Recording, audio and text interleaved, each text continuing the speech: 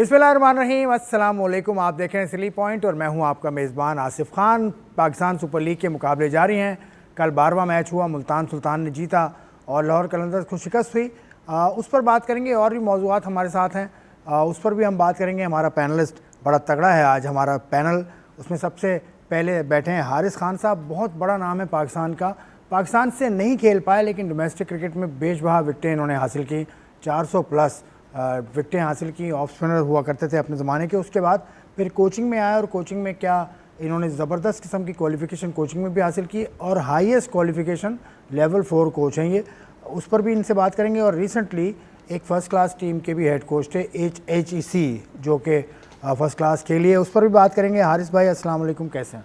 वालेकुम सलाम। आसिफ, कुछ ज़्यादा ही मेरा इंट्रो आपने करा दिया, कुछ ज़्यादा ही आपने मुझे चढ़ा दिया। चढ़ा क्या दिया? क्या गलत कहा ऐसा? वो मेरा लेवल 4 मैंने नहीं किया। लेवल 3 तो did my level 3 twice. Level 3 था, लेवल 3 ट्वाइस। चलिए 2 दफ़ा लेवल 3 कर दिया तो 6 हो गया ना लेवल। लेकिन नहीं, आपकी नॉलेज, लेकिन मैंने असाइनमेंट अभी सबमिट नहीं कराया अभी तक। हो जाएगा। बहुत सारे ऐसे कोचेज हैं जिनको मैं जानता हूँ जो लेवल 3 हैं, अभी असाइनमेंट उन्होंने जमा नहीं कराया।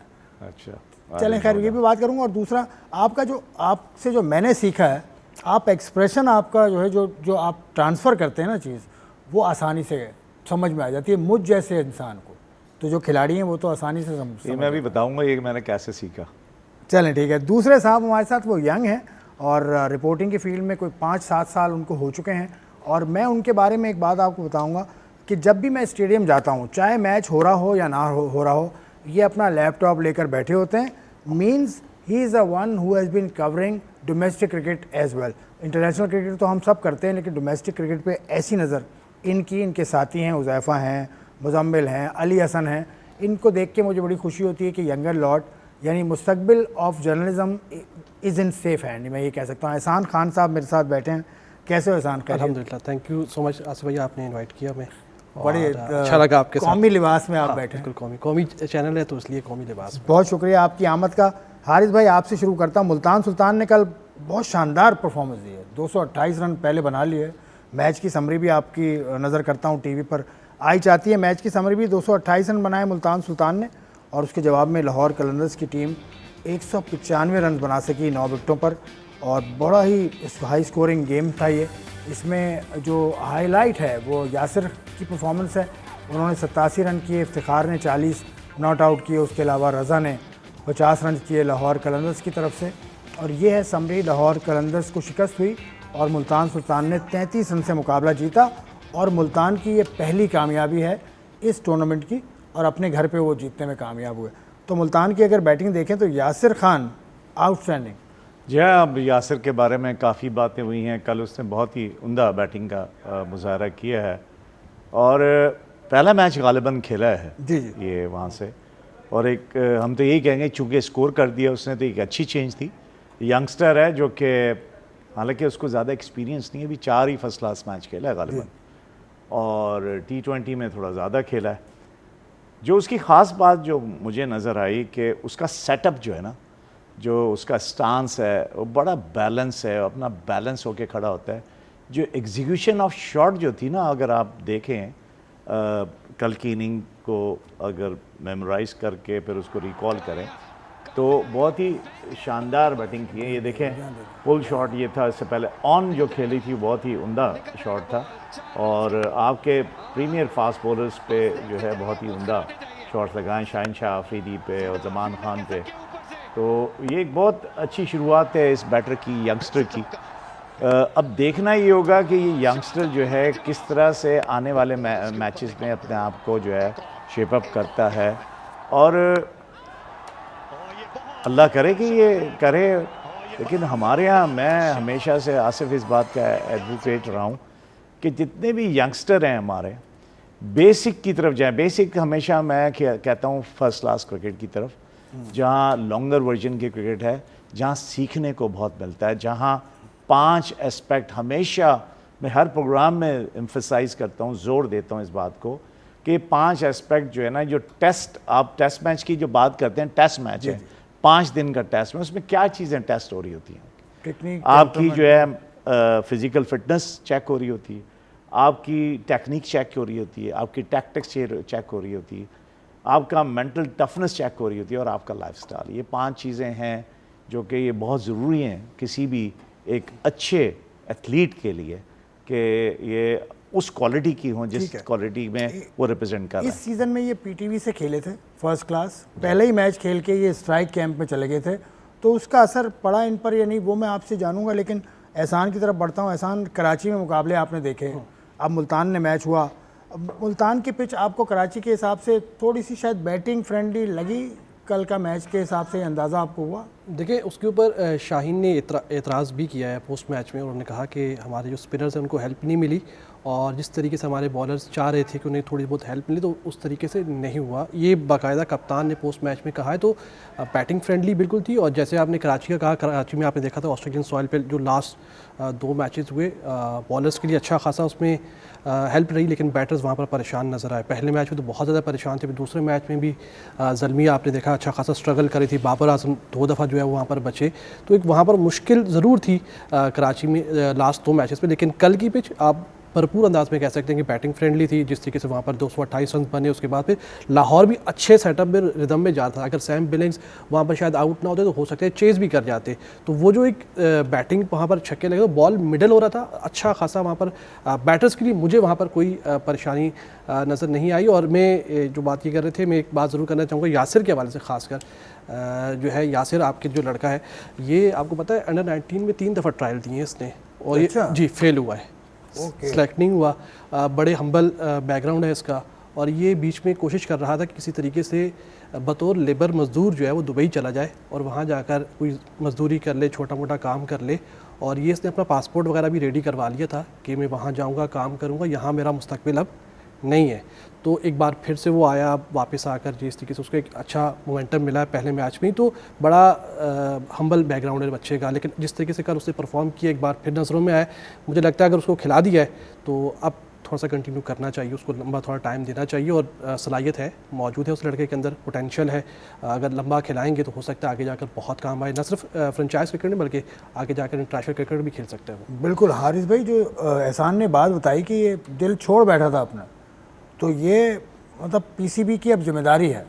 आप बतौर इतना एक्सपीरियंस कोच, इतने एक्सपीरियंस फर्स्ट क्लास बॉलर रहे, आप खिलाड़ी रहे, आपका क्या मशवरा होगा इस हवाले से कि किस तरह से प्रिजर्व करें ना सिर्फ यासिर को बल्कि और भी लड़के हैं जो खेल रहे हैं यंग, उनको किस तरह से प्रिजर्व करें? ये पहली मिसाल नहीं है ऐसी। बिल्कुल ऐसी। आप अगर मोहम्मद इरफान को देखें, जो है वो एक मिल में काम करता था, हारिस रऊफ़ को देखें, उसका बड़ा हम्बल बैकग्राउंड है। और अभी रीसेंट पास में प्राइम मिनिस्टर ने शायद एक जो बॉक्सर था या फुटबॉलर था, उसको जो है वो कुछ जो ना अपना काम कर रहा था, कुछ समोसे बेचने का या क्या करने का, जो पाकिस्तान खेल रहा था फुटबॉलर, और वो उसने छोड़ के, क्योंकि उसकी घर का काम जो है नहीं हो रहा था, यानी कि खर्चे पूरे नहीं हो रहे थे, तो उसने ये किया। अभी मैं अपना एक्सपीरियंस ये बता सकता हूँ आपको, आज की अपने एक्सपीरियंस बता सकता हूँ कि हम हेल्पिंग हैंड्स की मदद से अंडर 15 का एक प्रोजेक्ट कर रहे हैं कराची के अंदर, अंडर 15 बॉयज़ पे। उसमें 2 बच्चे जो है हमारे, उनके वो हालात हैं घर के कि वो एक वक्त की रोटी उनको बमुश्किल मिलती है और वो मज़दूरी करते हैं, 15 साल के बच्चे, और मज़दूरी करके फिर वो आते हैं। बाज़-औक़ात वो कैंप में आते हैं, बाज़-औक़ात नहीं आते। जब मैं उनसे पूछता हूँ कि बेटा तुम क्यों नहीं आए थे, तो उन्होंने कहा कि जी मैं वहाँ मज़दूरी करने गया हुआ था, इस वजह से नहीं आया। तो ये हमारा एक अलमिया तो है, लेकिन जैसे कहा कि उस बच्चे में जो है टैलेंट बहुत है, बहुत टैलेंट है हमारे यहाँ। मैं ये कहता हूँ और ये काफ़ी अर्से से कहता चला आ रहा हूँ कि जो छोटे लेवल पे हमारा जूनियर सेक्शन में हमारे पास टैलेंट बहुत है।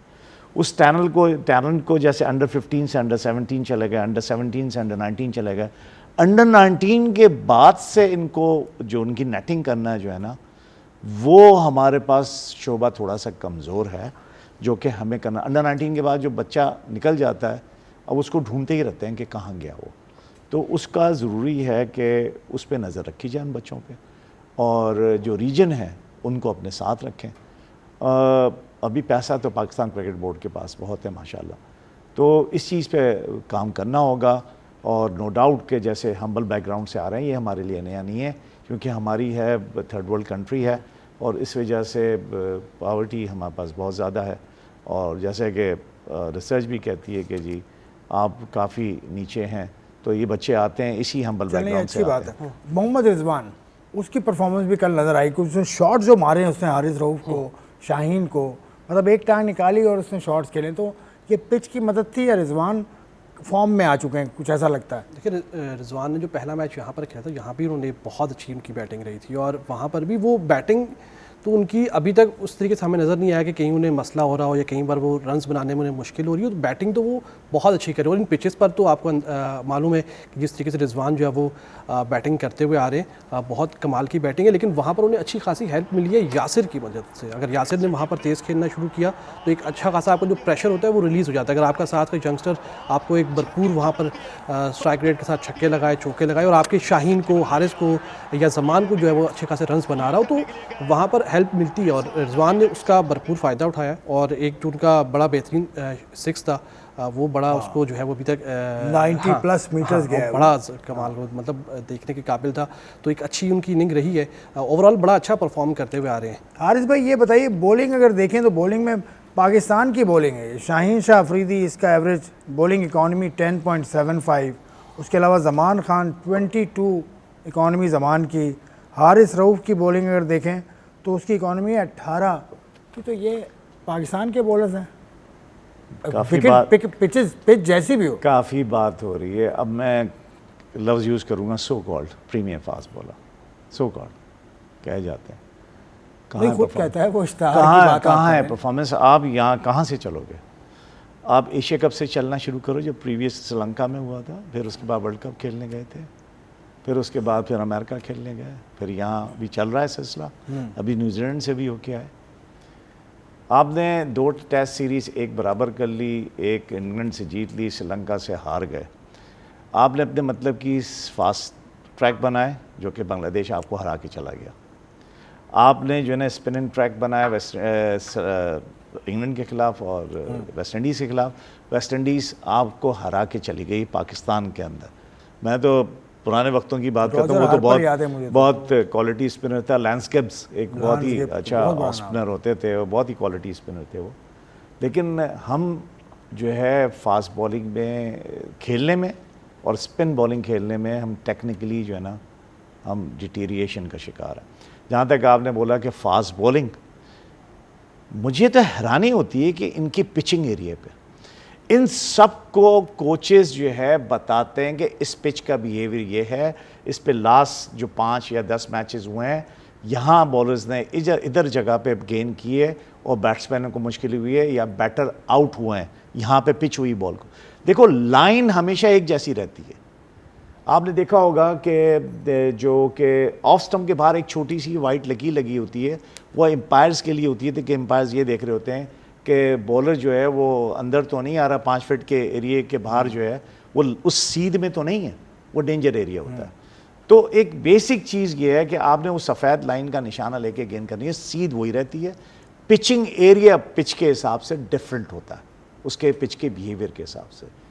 ये माशाल्लाह इतने एक्सपीरियंस लोग हैं, इनको हर चीज़ अपना बॉलिंग कोच भी बताता है, हेड कोच भी बताता है कि इस पिच पे ये जो है ना पिचिंग एरिया ये होना चाहिए। आपका जो पिचिंग क्लाउड है बॉलिंग का वो भी दिखाया जाता है इनको कि यहाँ करोगे तो यहाँ तुम्हें रन्स बनने के जो है ना चांसेस कम है और बैट्समैन के आउट होने के, गलती करने के चांसेस ज़्यादा। ये कैपेबल नहीं है। मैं तो बच्चों की तरह समझता हूँ ना कि जैसे कि एक क्लास होती है, 40 मिनट या पौन घंटे की क्लास होती है, तो आपको लेक्चर जब दिया जा रहा होता है तो आप सुन रहे होते हैं, कॉन्सेंट्रेट कर रहे होते हैं, परसीव कर रहे होते हो। ये किस किस्म के बच्चे हैं कि ये 5 मिनट भी नहीं सुन पाते जो इनको बताया जाता है अंदर कि भाई इस तरह से इधर पिच करोगे। ये 2 बॉलें करते हैं वो जो सुन के आए होते हैं, 4 बॉलें अपनी मर्जी से करने लगते हैं, फिर आप हशर देखें ये होता है। चलें, हशर तो बता दिया हारिस भाई ने, लेकिन बड़ी डिसअपॉइंटिंग बात है कि पाकिस्तान के प्रीमियर फास्ट बॉलर्स हैं ये और इनकी परफॉर्मेंस ये है। मज़ीद बात करेंगे इस मैच पर और दीगर मौज़ूआत हैं मेरे पास। Stay tuned.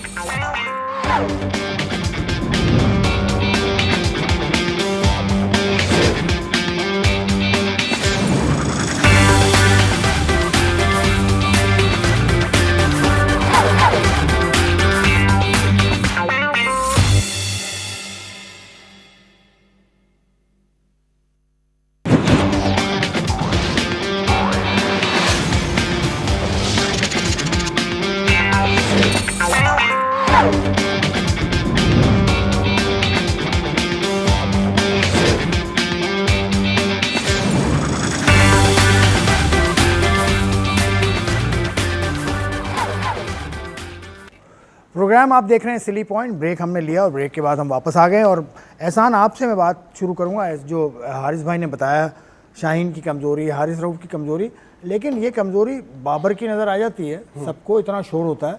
शाहीन अफरीदी बहुत अरसे से ऑफ कलर हैं, हारिस रऊफ़ बहुत अरसे से ऑफ कलर हैं, इतना शोर नहीं होता इनके खिलाफ। बिल्कुल ऐसा ही है। और बाबर आजम पर जितनी ज़्यादा तनकीद होती है शायद इतनी इस वक्त मौजूदा दौर में किसी और क्रिकेटर के पर होती हो। और शाहीन की आप परफॉर्मेंस हाल निकाल कर देख लें, जैसे इन्होंने ब्रेक से पहले कहा था, एशिया कप के बाद से देख लें, और हारिस रऊफ़ की देख लें आप। कोई ऐसा मैच हो जो इन्होंने जितवाया हो, जिसमें मैन ऑफ द मैच बने हो, पाकिस्तान टीम को विन कराया हो। अगर आपने टूर्नामेंट कहते हैं ना, टूर्नामेंट अगर आपने जीतते हैं तो वो आपको बॉलर्स जितवाते हैं। तो हमारे बॉलर्स कहाँ हैं? हमारे बॉलर्स ने हमें पिछले कौन से ऐसे मैचेस जितवाए हैं, खास क्योंकि प्रीमियम है ना। सबसे आपके दो मेन फास्ट बॉलर्स हैं ODI T20 में, हारिस हैं, शाहीन है, नहीं परफॉर्म कर रहे। कहीं पर भी आपको नहीं लगता कि वो आपको मैच जो है वो जितवाने के ऊपर जा रहे हो। और जो ब्रेक से पहले बात भी हो रही थी कि हमारे, मेरा शायद ख्याल, और बहुत सारे लोगों का भी शायद ये, आप इससे इत्तेफाक भी कर सकते हैं, इख्तिलाफ भी कर सकते हैं। मुझे ये लगता है कि हमारे जो खिलाड़ी हैं मोस्टली, उनमें शायद सुनने की वो शायद सलाहियतें अब ख़त्म हो रही है। वो सुनना नहीं चाहते किसी की बात। अगर कोई सहाफ़ी भी या कोई जो स्टैट्स के ऊपर माहिर है, या जो जिसको पता है कुछ क्रिकेट का, अगर कोई बात करता है कि आप यहाँ पर वीक हैं, आप यहाँ पर कमज़ोर हैं, आप यहाँ पर परफॉर्म नहीं कर पा रहे, तो आगे से कहते हैं हमें ज़्यादा पता है, हम क्रिकेटर हैं। वो बात सुनते नहीं है अपनी गलती। जो शाहीन कितने अरसे से आप देखें ना, पहला ओवर कराते हैं, दूसरा ओवर कराते हैं, जब वो तीसरा चौथे ओवर में बैट्समैन खुशी से उनको वेलकम करते हैं कि आए शाहीन, हमें से बताते हैं, वो रन्स बनाते हैं उनके ऊपर, क्यों ऑफ कलर होता है वहाँ पर। वो तीसरे चौथे ओवर में क्या गलती कर रहा है, कोचेस से उसने क्या सीखा। आकिब जावेद के साथ लंबे अरसे से वो लाहौर में है, फिर पाकिस्तान टीम के साथ भी आकिब जब कोच ने, ये खामी कब दूर होगी, कैसे दूर होगी? हारिस ने गुज़िश्ता रोज़ 54 रन दिए, पहली बार दिए। ये 60 भी खाते रहे, ये 65 भी खाते रहे, ये 70 भी खाते रहे 4 ओवर्स में। तो वो जो सीखने का अमल है, वो अगर आपको पिच सपोर्ट नहीं कर रही, तो आपने वैराइटीज़ यूज़ की, आपने स्लो रन किया, आपने स्लोअर बाउंसर किया। तो ये वो चीज़ है। मुझे लगता है शायद इन चीज़ों की कमी है। बॉलर्स हमारे वो कर नहीं पा रहे, या वो करना नहीं चाहते। इशू समझ में नहीं आ रहा। इशू समझ में नहीं आ रहा। क्लियर है। बिल्कुल रिजवान की बात को आगे बढ़ाऊंगा। इनका एटीट्यूड किस तरह का हो गया है, क्योंकि पैसों की बहुत ज़्यादा इन्वॉल्वमेंट है, पैसे बहुत अच्छे मिलते हैं, फेम अच्छा मिला हुआ है। ये अपने आप को, इनको अगर कोई बात करे ना, डोमेस्टिक का कोई अच्छा कोच भी करेगा, ये क्वेश्चन कर देंगे, आपने कितनी क्रिकेट खेली? वो बोलेगा यार मैंने 100 फर्स्ट क्लास के मैच खेले हैं, और मैंने जो है इतने टेस्ट मैच खेले, इतने वनडे खेले, तो मुझे नहीं पता, मुझे पता है। अच्छा, इस किस्म के एटीट्यूड से जब आप ग्राउंड में उतरेंगे तो आपकी परफॉर्मेंस यही होगी जो हम आपस में बातें कर रहे हैं। बकनन का क्या एक्सपीरियंस था, ऑस्ट्रेलिया का जो कोच रहा? प्लेइंग एक्सपीरियंस नहीं था। अभी आज माइक हेसन ने एक फर्स्ट क्लास नहीं खेला, जो इस्लामाबाद का डायरेक्टर है। हाँ, एक फर्स्ट क्लास नहीं खेला, एक मैच में रेफरी है वो। अभी उसकी बात हो रही है कि वो पाकिस्तान का शायद कोच, हेड कोच हो जाए। चले, वो भी मौजूद हमारा है लेकिन आगे। बकनन की मैं बात कर लेता हूँ। कोई नहीं है उसका एक्सपीरियंस, लेकिन वहाँ उस्ताद की और कोचिस की रिस्पेक्ट है ना, वो आया, उसने बिल्कुल ऑस्ट्रेलिया को चेंज करके रख दिया। आप परफॉर्मेंस देख लें ऑस्ट्रेलिया की उसके एरा में कि क्या परफॉर्मेंस रही है। दूसरी बात यह कि ये मैंने नोट की है भी हमारे इसमें, कि हमारे लड़के जो है वो गोरी चमड़ी से बहुत ज़्यादा इम्प्रेस हो जाते हैं, उनकी बात तो सुन लेते हैं। जो आपके लोकल कोचेज़ होते हैं, भले कितने भी क्रिकेट खेली होगी उसने, कोच ने, नहीं सुनेंगे। ये एक साइकी है और ये डेवलप हो चुकी है। यही बैट्समैन को भी यही प्रॉब्लम है। मिसाल के तौर पे बाबर का मैंने नाम लिया था, Babar Azam is also in the same frame of mind.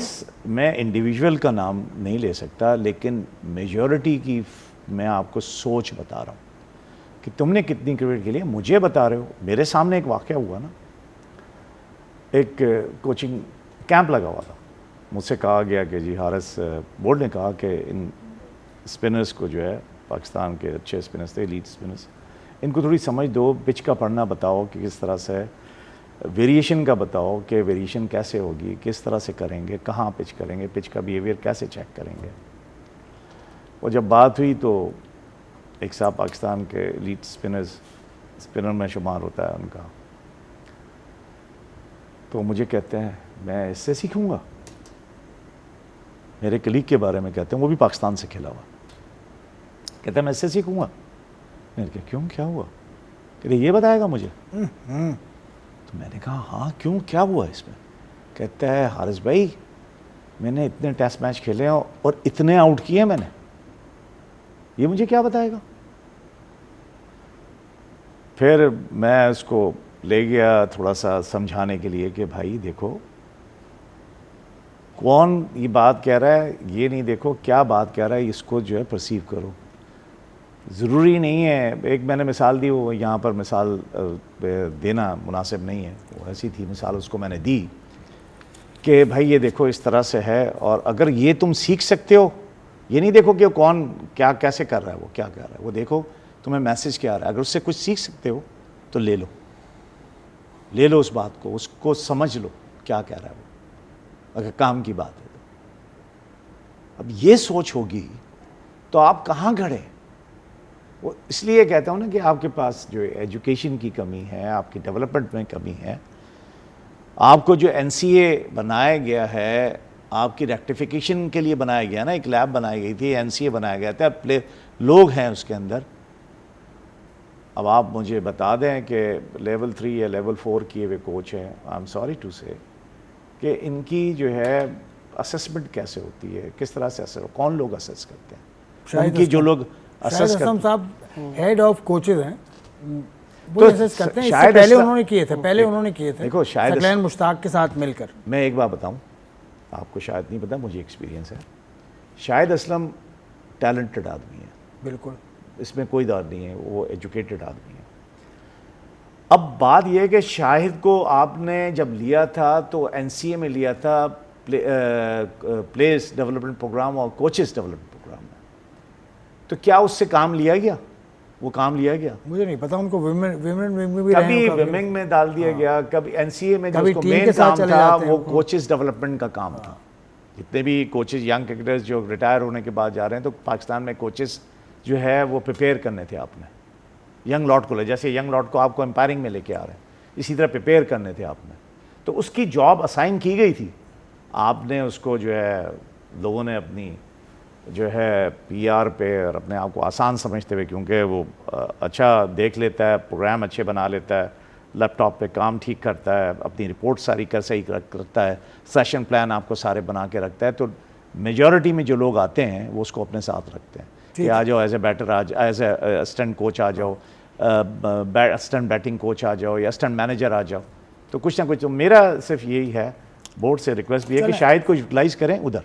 ज़रूर, चलें थोड़ा सा आगे चलते हैं। एहसान, बाबर आजम पे बस चलते चलते बात मैं आपसे करूंगा कि बाबर क्या कंटेंट देता है या सोशल मीडिया पर हिट है वो, क्योंकि आप नए ज़माने के जर्नलिस्ट हैं, आप सोशल मीडिया भी देखते हैं, तो बाबर पे बात इसलिए ज़्यादा होती है शायद वो सोशल मीडिया पे व्यूज़ देता है? बिल्कुल हकीकत है, और इस बात को सोशल मीडिया के ऊपर चाहे वो बाबर के हक़ में जो लोग बात कर रहे हों, चाहे वो बिला वजह उसके ऊपर तनकीद कर रहे हों या जो जायज़ तनकीद है वो कर रहे हों, सबको मालूम है कि अगर आप बाबर आजम के हवाले से कोई बात करेंगे तो वो हेडलाइंस बनेगी, वो ख़बर बनेगी, लोग उसके ऊपर डिस्कस करेंगे। और शायद बाबर आजम की परफॉर्मेंसेस ने या फिर वो उसके साथ साथ कुछ खिलाड़ियों ने भी, हमारे माज़रत के साथ जो खिलाड़ियों ने उसको किंग कहकर, बोब्जी और इस तरह के अलक़ाबात देकर, और फिर सोशल मीडिया के ऊपर आज से कोई 2-2.5 साल पहले शायद आपको मालूम हो, एक पेड जो है वो एक मुहिम चलती थी, जब भी सोचना भी मना है, हाँ, और एक कवर ड्राइव के ऊपर जो है पूरी वीडियोस बनती थी, चीज़ें बनती थी। फिर हमने देखा वो वक्त तब्दील हुआ, और जब बाबर आजम से परफॉर्मेंसेज अब नहीं हो रही, 2023 के बाद देखें ना, कोई इंटरनेशनल सेंचुरी नहीं है नेपाल के बाद से उनके पास, तो वो सारी चीज़ें, उन सब चीज़ों ने कुल मिलाकर बाबर आजम को नुकसान पहुँचाया है। अब वही फैंस जो कि किंग करते थे, किंग कहकर बुलाते थे, आज वो खुले अल्फाज में जो तनकीद करते हैं। और बाबर आजम जिस दौर से गुजर रहे हैं, बहुत मुश्किल है शायद उनके लिए भी बतौर बैटर भी, और जिस तरीके से उन्होंने पाकिस्तान टीम को लीड किया, कप्तान रहे, एक बड़ा नाम है, बहुत बड़ा नाम है पाकिस्तान का। लेकिन सोशल मीडिया के ऊपर जो उस वक्त मैंने आपको कहा जो मुहिम चलती रही, जो पेड जिस तरीके से सारी चीज़ें चलती रही, उसका नुकसान बाबर आजम को हुआ है। और लोगों को अंदाज़ा इस बात है कि बाबर आजम के ऊपर आप बात करेंगे, उसके हक़ में करें, उसके फेवर में करें, तो वो चीज़ लाइमलाइट में आती है, वो सामने आती है। और नुकसान सबसे ज़्यादा इसका जिसको हुआ है वो बाबर आजम को हुआ है, और साथ साथ पाकिस्तान टीम को भी हुआ है उसका। ज़रूर, चलें अब थोड़ा सा आगे चलते हैं। हारिस भाई, कोच के जो आने वाले हैं या जो आएंगे उनकी तो बात बाद में करूँगा। जो कोच गए हैं पाकिस्तान से, जेसन गिलेस्पी, उन्होंने जाके कल अखबार में मैंने पढ़ा था कि उन्होंने आईसीसी की डिस्प्यूट रेजोल्यूशन कमेटी में केस ले गए वो। लेकिन मुझे पीसीबी के तर्जुमान आमिर मीर साहब से मेरी बात हुई, उन्होंने कहा ऐसी कोई बात नहीं है। वो कहता है कि पीसीबी के पास पैसे हैं मेरे अभी तक वाजिबुल अदा, मतलब ड्यू पैसे हैं।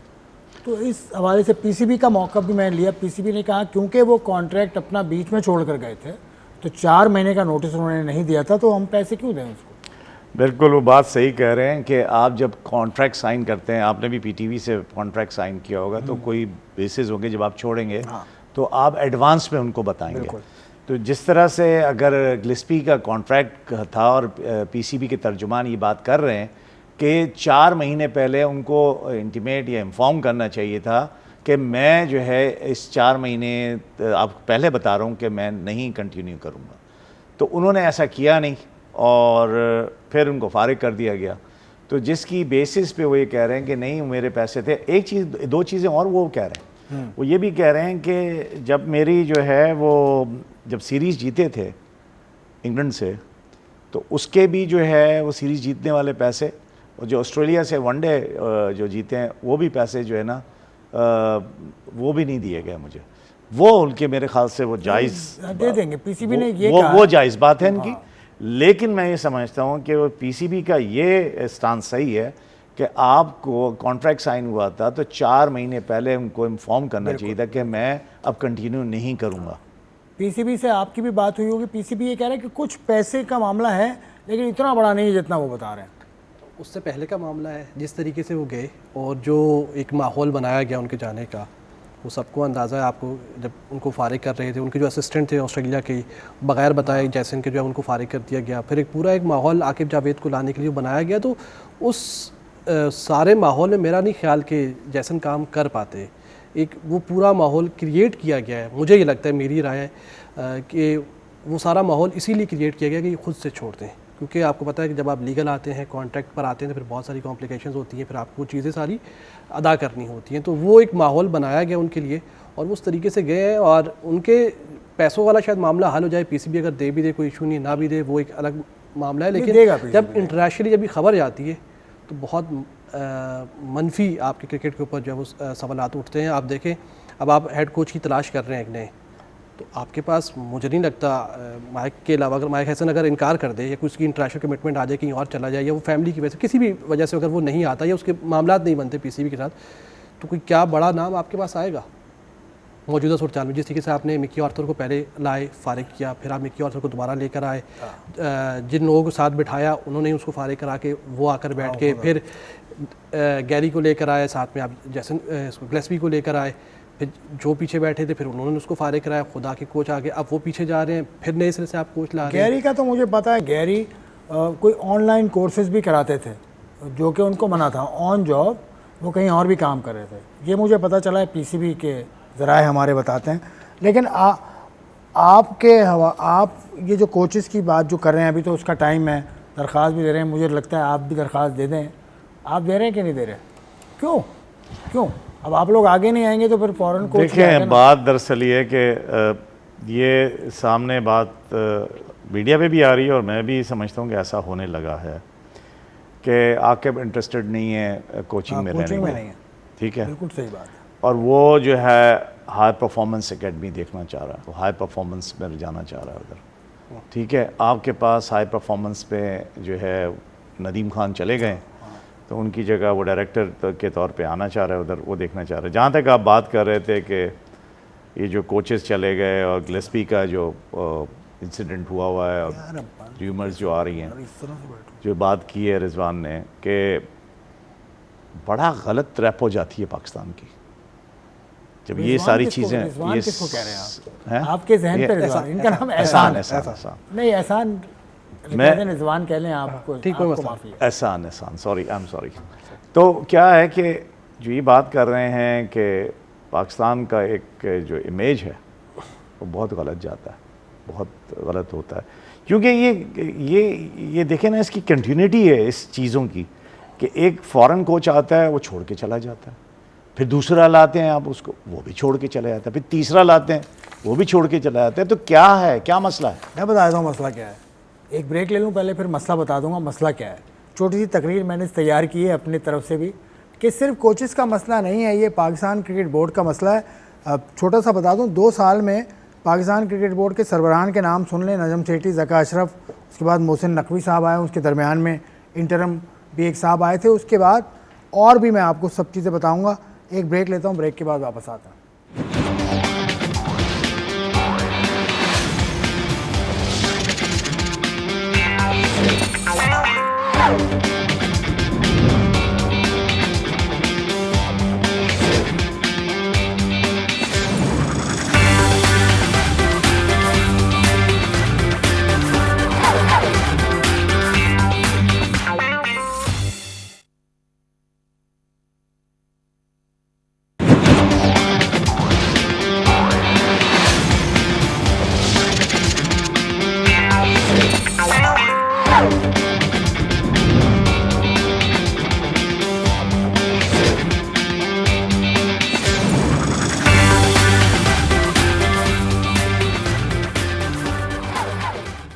आप प्रोग्राम देख रहे हैं सिली पॉइंट। ब्रेक के बाद वापस आते अब दूसरी बात करते हैं। एहसान, जेसन गिलेस्पी की बात हो गई, आपने फ़ॉरेन कोचेस की बात कर ली।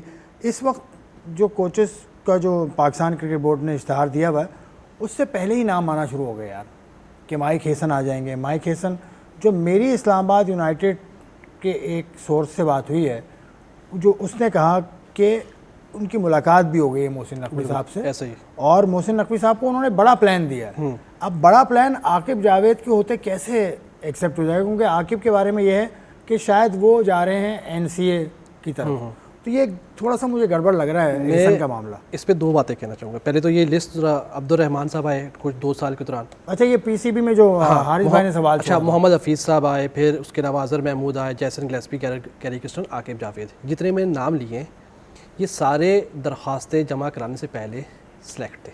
आपको भी पता है, मुझे भी पता है। जब आया टाइम कि ये आपने इश्तिहार आता है, 1-2 तो इश्तिहार आने से पहले जो है वो सिलेक्ट हो चुके थे। तो ये तो एक होता है कि बस खानापुरी वाला काम है कि आपने इश्तिहार दे दिया। अभी इश्तिहार का नाम आया, इधर PCB ने जाके मुलाकात भी कर ली और मामलात भी वहाँ पर तय हो गए। जो दूसरी बात आपने की थी जैसन इसकी माइक की, अगर माइक पिछले 3-4 साल के जो माहौल बना है, जैसे मैंने बताया था पहले में कि का एक दफ़ा आना जाना, फिर कैरी का, उसके अलावा जैसन का, लाजमी सी बात है उसे पता होगा। पता है ना सबको, इंटरनेशनल क्रिकेट में इन्हें वो उसे पता है सारी खबरों का, सारी चीज़ों का। तो वो लाजमी सी बात है इन सारी चीज़ों को मद्देनज़र रख कर आएगा। जब वो इन चीज़ों को मद्देनज़र रखेगा तो फिर अपनी शराइत रखेगा। अगर वो अपनी शराइत रखता है, इतनी सख्त रखता है, PCB जैसे उन्होंने मिकी की सारी सख्त शराइत कि आप वहाँ से बैठ के लैपटॉप जो है वो कोचिंग कर लें, ये कर लें, मान ली सारी। जब एग्जीक्यूशन का टाइम आया तो इख्तलाफात पैदा हो गए। तो अगर माइक आते हैं या और कोई आता है, इतनी सख्त शराइत के साथ आता है कि मेरा ये कॉन्ट्रैक्ट होगा, मुझे यहाँ आपने फ्री करना होगा, ये करना होगा, अगर ऐसा सब कुछ होता है तो क्या आप 2-3 महीने बाद ऐसा तो नहीं होगा कि फिर ये भी छोड़ के चले जाएंगे, फिर ये भी जो कहीं और चले जाएंगे, फिर इनके साथ भी आपकी इख्तलाफात की खबरें आना शुरू हो जाएंगी, क्या फिर इनको भी फारिग कर दिया जाएगा? तो जो आएगा वो किन शराइत पर आएगा और जो शराइत वो रखेगा, क्या वो इस सिस्टम में जो माहौल पिछले 3-4 साल का है, क्या वो उसके ऊपर अमल दरामद हो पाएगा? ये अच्छा सवाल छोड़ दिया। लेकिन शराइत की बात इसने की, तो शराइत से मुझे याद आया मोहम्मद आमिर पाकिस्तान के फास्ट बॉलर हुआ करते थे, क्योंकि अब वो पाकिस्तान से नहीं खेलते। वो वर्ल्ड कप करने के बाद वो आए, कल उन्होंने परसों इंटरव्यू दिया, वो कह रहे हैं पाकिस्तान में किसी ने पूछा ही नहीं मुझे, तो मैंने रिटायरमेंट ले ली। तो पूछा जाना चाहिए था उनसे, जो उन्होंने हरकत की US में, जिस तरह से आखिरी ओवर किया तो पाकिस्तान को लेट डाउन किया उन्होंने। ठीक है, नो डाउट के वो अच्छे बॉलर रहे हैं, पाकिस्तान के लिए बड़ी सर्विसेज हैं। तो जो अब शिकायत करने का टाइम नहीं है उनका कि वो शिकायत कर रहे हैं। वो कहते हैं wise man needs no further explanation. मतलब ये भी तो वो जवाब दे कि वो आए कैसे थे एहसान। इससे पहले भी वो रिटायरमेंट ले चुके थे और मैंने उनका इंटरव्यू किया था, तो वो कह रहे थे कि मिसबा और वकार के होते हुए मैं नहीं आऊँगा। जब ये दोनों चले गए तो वो आए कैसे? कंडीशंस पे खेल रहे हैं आप पाकिस्तान से। उस वक्त आपके पास हसनैन भी थे गालिबन, वसीम जूनियर भी ऑप्शन था, आपके पास ज़मान का ऑप्शन भी था, आपके पास कई और दीगर यंगस्टर्स के ऑप्शंस थे। आमिर आए हैं, उन्होंने एक यंगस्टर की जगह ली है। तो आपको तो शुक्रगुजार होना चाहिए PCB का कि आपको मौका दिया गया, आपको घर बैठे जो है वो आपको बुलाया गया, और जिस तरीके से आप आए हैं मुझे नहीं लगता कि क्रिकेट की तारीख में कि इस तरीके से खिलाड़ी जो है वो घर से उठाकर उनको लाया गया हो, वर्ल्ड कप खिलाया गया हो और वो चले गए, और खिलाड़ी इस शर्त पर आया हो कि मैं इसलिए आ रहा हूँ कि आप मुझे वर्ल्ड कप खिलाएंगे, तो आपको तो शुक्रगुजार होना चाहिए। आपने तो किसी एक यंगस्टर की जो कि डिज़र्विंग था, जो कि उस वक्त पाकिस्तान नेशनल टीम के आसपास परफॉर्म कर रहा था, आपने उसकी जगह ली है। इमाद वसीम भी आपके साथ आए, आप एक ने स्पिनर की जगह ली, एक ने जो है वो फास्ट बॉलर की जगह ली, तो आपको तो बजाय इसके कि शिकवा कर रहे हैं, आपको तो शुक्रगुजार होना चाहिए। आप तो कहते हैं कि आईपीएल अगर उनका यूके नेशनलिटी का प्रोसेस पूरा हो जाता है तो आईपीएल के लिए एलिजिबल हो जाएंगे, वो तो ये भी कहते हैं, मैंने सुना इंटरव्यू में। अच्छा, मैंने एक जगह एक पढ़ा था कि बीसीसीआई की एक पॉलिसी है कि वो पाकिस्तानी ओरिजिन जो खिलाड़ी हैं अब उन्हें आईपीएल में किसी भी सूरत में कोई भी कॉन्ट्रैक्ट देने में उनकी दिलचस्पी नहीं है, चाहे वो अब वो चले जाएं, उन्होंने यूके की ले ली है, कहीं और की लेने, कोई और खिलाड़ी ले ले, मेरा नहीं ख्याल कि वो आईपीएल ऑप्शन में जाएंगे। और अगर वो अपने आप को करवाते भी हैं तो मुझे नहीं ख्याल कि उनको कोई पिक करेगा। अजहर महमूद और ये बीसीसीआई की एक पॉलिसी भी है कि वो अब पाकिस्तानी ओरिजिन खिलाड़ियों बाद में अजहर महमूद एक सीजन खेल चुके हैं, वो पहले तो सारे खेले हैं ना, कई खिलाड़ी नहीं, अजहर महमूद उसके बाद भी खेले। हाँ, ये अब की तकरीबन 2-3 साल पहले के मुझे क्या मैंने पढ़ा था कि बीसीसीआई ने ये प्लान किया कि अब पाकिस्तानी ओरिजिन कोई भी खिलाड़ियों का उसको वहाँ से पिक नहीं किया जाएगा। और आप क्या इस पर पाकिस्तान क्रिकेट बोर्ड तो खैर इस पर क्या रिस्पॉन्स करेगा, लेकिन उसको करना भी नहीं चाहिए। इमाद वसीम चुप बैठे हैं, वो पीएसएल खेल रहा है खामोशी से, लेकिन आमिर ने मुझे लगता है कि थोड़ी सी ये ज़्यादती कर दी पाकिस्तान क्रिकेट की। आमिर को इस बात का एहसास होना चाहिए, जो हरकत करके वो पाकिस्तान का नाम उन्होंने बदनाम किया था, उसके बाद पाकिस्तान ने और पाकिस्तान के अवाम ने जो है उनके साथ बहुत ही लीनियंसी का सबूत दिया, उनको माफ़ किया। ठीक है, पहले ले आए थे 6 महीना पहले नजम सेठी साहब के दौर में, आपको याद होगा, उनको माफ़ किया। उनकी हरकत तो ऐसी नहीं थी कि उनको जो है दोबारा पाकिस्तान से खिलाया जाता, लेकिन उसके बावजूद भी चले, उन्होंने अपनी सज़ा भुगत ली और उनकी माफ़ी हो गई और वो पाकिस्तान से खेले। अब इस तरह से शिकायत करना मुनासिब चीज़ नहीं है, और बहुत सारे प्लेयरों के साथ जो है ऐसा हुआ है, पास में भी ऐसा हुआ है कि वो इग्नोर किए गए हैं, और ये बात बोर्ड से भी गिला किया जाता था कि देखें हमारी जो सर्विसेज थी उस सर्विसेज पे जो है बोर्ड ने जो है सही तरह से हमें ट्रीट नहीं किया। अब मैं एक बात बता देता हूँ, जैसे अब पीएसएल के मैचेस हो रहे हैं या फिर टेस्ट मैचेस होते हैं या ओडीआई होती है, जो जितने भी आपके रिटायर्ड टेस्ट क्रिकेटर्स हैं या ओडीआई प्लेयर्स हैं, इनको क्यों नहीं रिस्पेक्ट दे के आप बोलते हैं ये ग्राउंड में लोग नहीं आ रहे, इनको क्यों नहीं रिस्पेक्ट दे के बुलाते, कि इनकी फैमिली को बुला के बिठाते कि भाई आओ, आप हमारा एसेट्स हैं, आपने पाकिस्तान को सर्व किया है, इतनी आपकी सर्विसेज हैं, और आप उनको इज्जत दो, उनको बुलाओ, उनको बिठाओ। बिल्कुल ठीक बात करें आपने। तो सारे मैचेस आप देखते हैं, कराची में क्राउड आखिरी मैच में थोड़ा ज़्यादा आया था। जल्दी आप ये बता दें कि क्या सजेशन है, क्यों क्राउड नहीं आता कराची का नंबर 1, और कैसे क्राउड को आप मदऊ करें?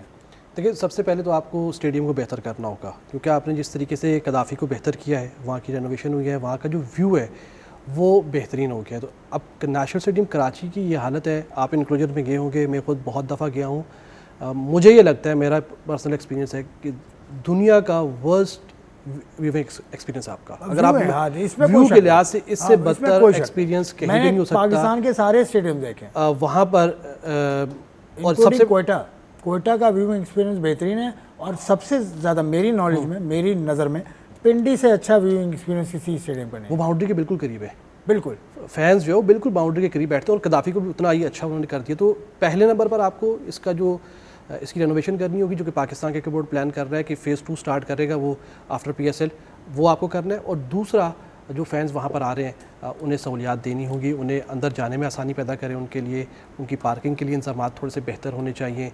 फैमिलीज़ जो आ रही हैं वो पिकनिक की गर्ज से या फिर मैच को एंटरटेनमेंट के तौर पर आते हैं, तो उनको थोड़ा सा जो सिक्योरिटी के मामला हैं, दीगर मामले, पीसीबी को उन लोगों के साथ बैठना होगा, मुतल्लिका लोगों के साथ बैठकर प्लान करना होगा कि एक फ़ैन घर से स्टेडियम तक कैसे पहुँचे। चलें ठीक है एहसान, बहुत बहुत शुक्रिया आपकी आमद का, आपने बहुत खुलकर बहुत सारे मौज़ूआत पे बात की। हारिस खान साहब, आपका भी बहुत बहुत शुक्रिया, आपने बहुत अच्छी तरह मुझे पढ़ाया आज फिर प्रोग्राम में, लाइक अ प्रोफेसर, जैसे आप नॉलेज आप ट्रांसफ़र करते हैं। मैंने आपसे मुझे शौक है बच्चों को बताने का, सिखाने का, मुझे शौक है सीखने का। एहसान, आपको भी शौक होगा सीखने का। आप सब खुश रहिए, जहाँ भी रहिए, पाकिस्तान क्रिकेट के लिए दुआ करें, पाकिस्तान के लिए दुआ करें। इस उम्मीद के साथ मैं प्रोग्राम ख़त्म करता हूँ कि पीएसएल के साथ पाकिस्तान का इमेज बेहतर होगा क्रिकेट में, क्योंकि पाकिस्तान में फ़ॉरेन कोच ना आने की वजह जो बताई गई वो उस पर बड़ी तकलीफ़ हुई मुझे सुन के, बड़ा रंज है, बड़ा परेशानी है कि पाकिस्तान क्रिकेट फले फूले। ये हमारी सबकी दुआ है। इस दुआ के साथ प्रोग्राम ख़त्म करते हैं। खुदा हाफ़िज़।